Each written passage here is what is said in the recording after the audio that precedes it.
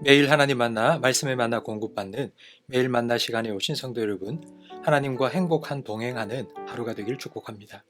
오늘 본문 누가복음 7장 18절에서 35절은 18절에서 23절 예수님에 대한 세례 요한의 반응, 24절에서 30절 세례 요한에 대한 예수님의 평가, 31절에서 35절 이 세례에 대한 예수님의 반응입니다.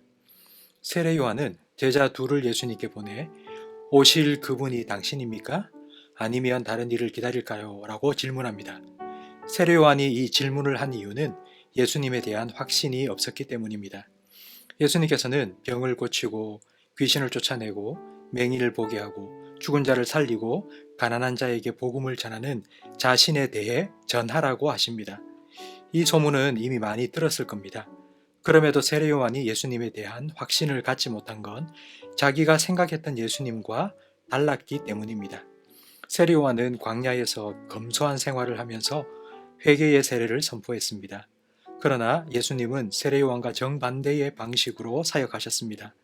놀라운 기적을 행하기도 했지만 늘 사람들과 함께하며 특별히 세리와 죄인들과 함께 먹고 마시며 어울렸기 때문입니다. 자기 생각과 기대와 다른 예수님을 보면서 긴가민가 의심이 들었던 것입니다. 예수님께서는 누구든지 나 때문에 실족하지 않으면 복이 있다고 하십니다. 실족한다는 건 걸려 넘어진다는 뜻입니다. 예수님께로 나아오다가 실족해 넘어지면 예수님을 만날 수 없습니다.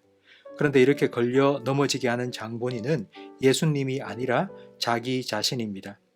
자기 스스로 예수님에 대해 이런저런 생각을 하고 기대를 하다가 그 기대와 맞지 않는다고 아닌 것 같은데 하고 포기해 버리는 것이 실족하는 것입니다.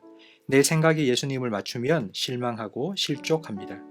세례 요한의 제자들이 떠난 후 예수님께서 세례 요한에 대해 말씀하십니다. 이사야의 예언처럼 세례 요한은 내 앞에서 내 길을 준비한 사람이다. 이 사명 때문에 여자가 낳은 자 중에 요한보다 큰 자가 없다. 그러나 하나님의 나라에서는 극히 작은 자라도 그보다 크다고 말씀하십니다. 세례 요한은 하나님 나라의 입구까지 인도해 주는 안내인입니다. 그러니 안내인보다 하나님 나라에 들어간 사람이 더 크다고 하신 것입니다. 예수님을 만나 하나님 나라로 들어가기 위해 세례 요한의 안내를 받아야 합니다. 이미 모든 백성들과 세리들은 요한으로부터 세례를 받았습니다. 그러나 바리새인들과 율법 교사들은 세례를 받지 않았습니다.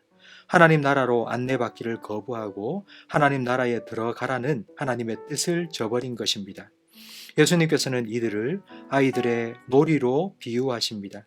아이들이 모여 잔치놀이도 하고 장례놀이도 하는데 피리를 불어도 춤추지 않고 곡해도 울지 않는 아이들과 같다고 비유하십니다.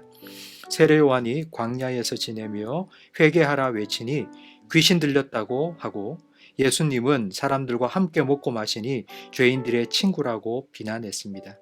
자기 기준으로 보니 세례 요한은 이상하고 예수님은 잘못하고 있습니다.